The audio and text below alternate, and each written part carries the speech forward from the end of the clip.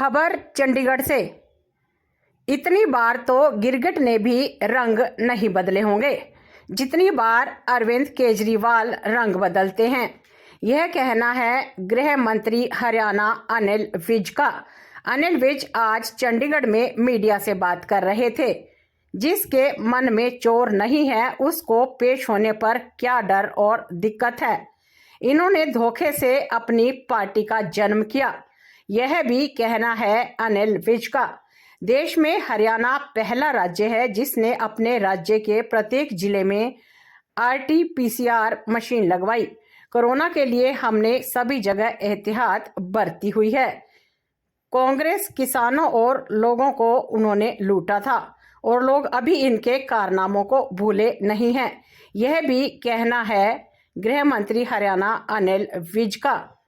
हरियाणा के गृह मंत्री अनिल विज दिल्ली के मुख्यमंत्री अरविंद केजरीवाल पर कटाक्ष करते हुए उन्होंने कहा कि इतनी बार तो गिरगिट ने भी रंग नहीं बदले होंगे जितनी बार अरविंद केजरीवाल रंग बदलते हैं। विज मीडिया कर्मियों द्वारा पूछे गए सवालों का जवाब दे रहे थे। उन्होंने अरविंद केजरीवाल के पुराने ट्वीट का जिक्र करते हुए कहा कि उन्हें इनका पुराना ट्वीट याद है जिसमें इन्होंने कहा था कि करप्ट पॉलिटिशियनों को देखकर मेरा सिर शर्म से झुक जाता है जो इनकम टैक्स और ईडी के नोटिस पर नहीं जाते हैं। उन्होंने सवाल करते हुए कहा कि अब आज इनका क्या कहना है और इनके पुराने ट्वीट के बारे में क्या कहना है और अब इनका सिर शर्म से नहीं झुकता क्या।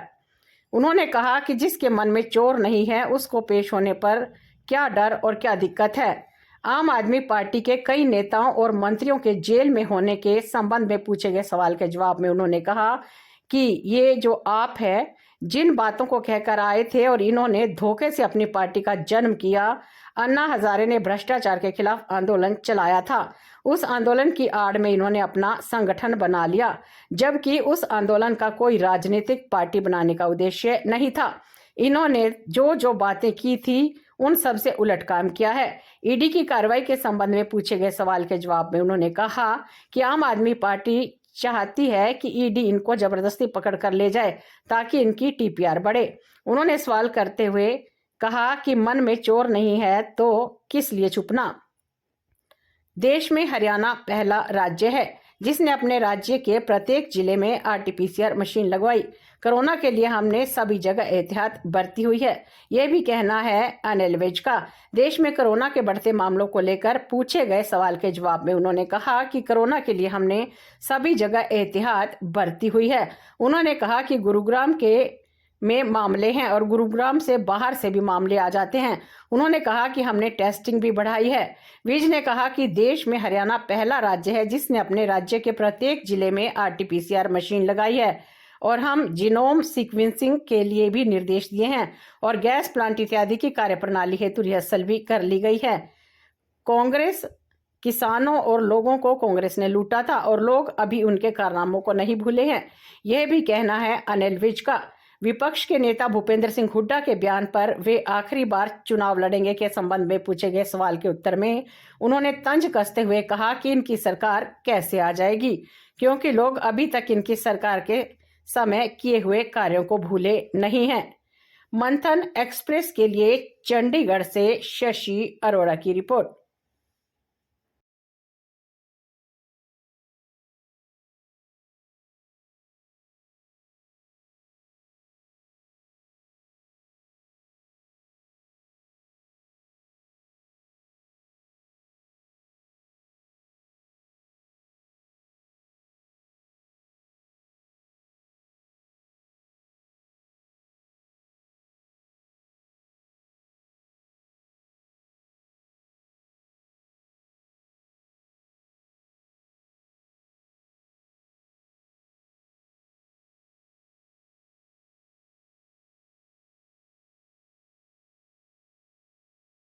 जो भी एहतियाती कदम है वो तो उठाने चाहिए। हुड्डा साहब लगातार रैलियों में एक बात कहते हैं कि मैं 75 साल का हो गया हूँ, आखिरी मौका है मेरा, आखिरी लड़ाई लड़नी है इस सरकार के खिलाफ, मेरे को मौका दो। वो तो फिर भिक्षा मांग रहे हैं ना।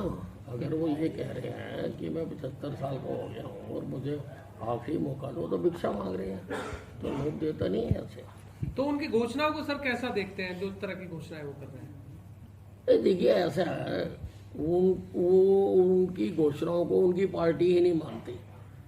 जब भी वो कोई घोषणा करते हैं तो उनकी पार्टी की अध्यक्षा का फोन आता है कि ये खबर आती है कि ये हमारी घोषणा नहीं है।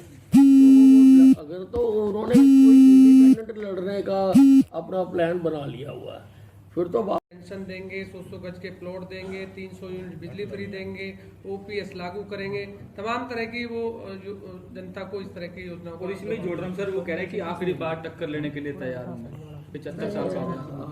अब देखिए, जिसके बच्चा पैदा नहीं होना वो उसके चाहे जितने मर्जी नाम रखते हैं, तो इनकी सरकार तो कैसे आ जाएगी?